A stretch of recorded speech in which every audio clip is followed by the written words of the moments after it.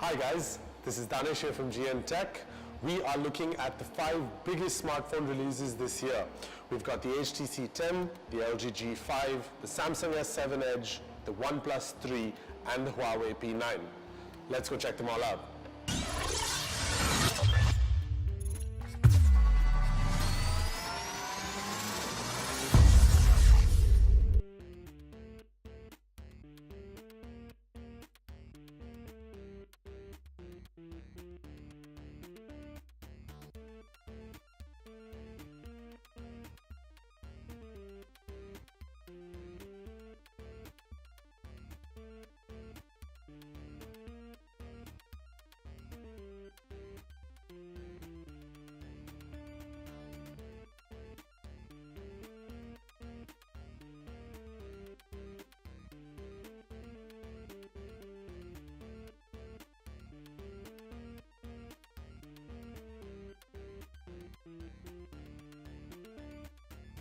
The back of the Huawei P9 has its most unique feature, which is a dual camera setup with one sensor being a monochrome one.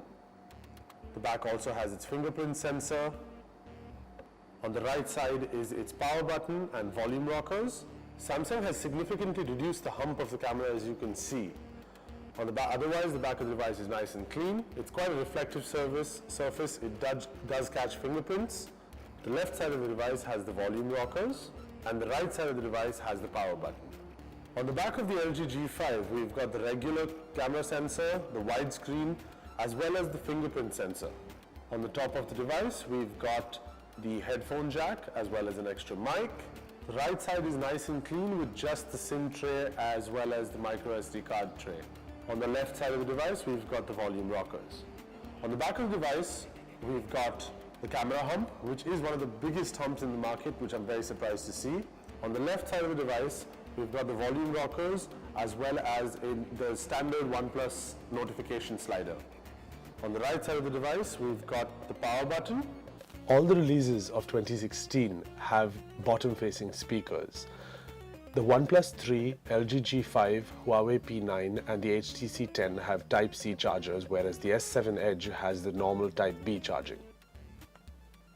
The S7 Edge, LG G5, HTC 10 have Quad HD screens, whereas the Oneplus 3 and the Huawei P9 have Full HD screens. In the Oneplus 3, we're running Oxygen OS 3.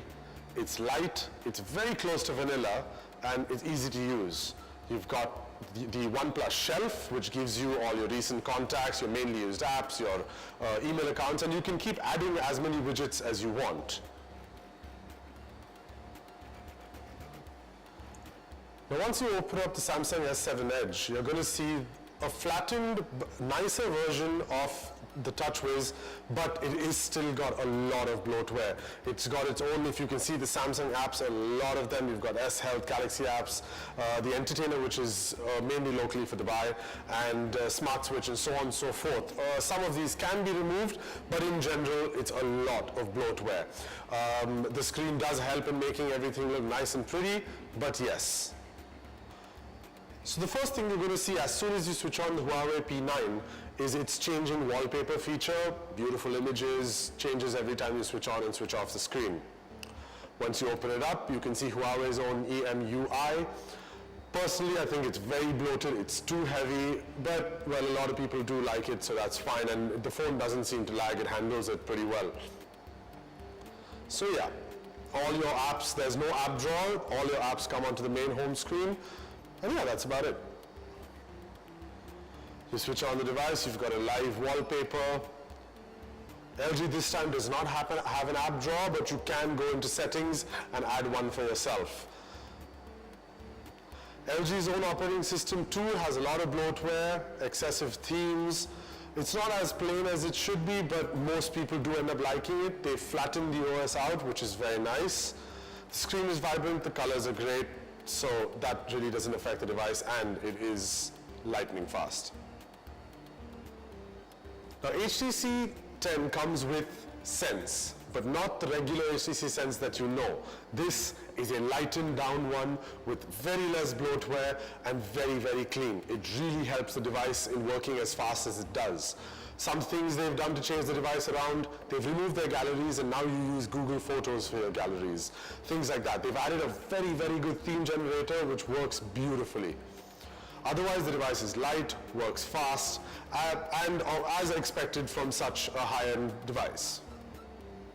When it comes to the camera, the OnePlus 3 has a very simple interface with the menu on the left side, easy to access gallery, and toggle switches mainly when necessary. The rest, everything is hidden. The P9 on the other hand, in my opinion, was a very portrait-based camera, giving you one-hand usage and making it really easy to use the device completely with one hand. The HTC 10 was again slightly on the simple side, but did have a varied many options, giving you the power to access the camera exactly the way you want. The S7 Edge has always been the same way, giving you the option whether if you want, you can have a simple mode and have everything switched off, or you can have all your options on screen. The LG G5 is where the difference comes in thanks to its regular as well as wide-angle lens. Using the camera is pretty simple. There are two toggles to switch between both cameras.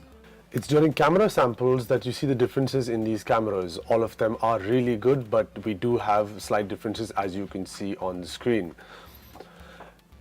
Most of them in light produce the same or similar images, but it's in the nighttime images where the differences comes out. Low light imaging on the S7 Edge is absolutely insane. When it's an outdoor shoot, you're perfectly fine and good to go on any of these cameras. A major question everyone has is which device gives you the best battery life? Yes, all these have a range of the late 2800s to 3000 milliamps of battery, but does that give you all the battery life that you need? Well, I have to say, out of my personal usage, I've used most of the devices for a period of time over the past few months. The HTC 10 was the winner. The HTC 10 gave me a whole day of battery life, no questions asked. I'm going to attribute a bit of that to the fact that it has a very clean operating system. It does not have a lot of bloatware and stuff like that. Second in place was the LG G5, because if you do run out of battery, you've got the Cam Plus, pop that on and you've got 1100 milliamps of battery to go. That being said, I'm not saying any of the other devices were bad. They were just a little shorter than these two devices. Now we do call this a comparison of the products, but well, you've seen everything. The specs are similar, cameras are similar, battery life is similar, and you cannot, it's not possible. For us, with 5 phones of here, it's just impossible to choose between these.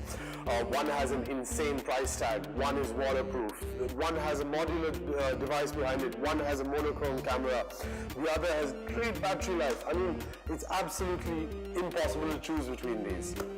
For now, all I can say is you buy any one of these and you're good to go. Thanks for watching, do like and share, and let us know what you think. Until next time.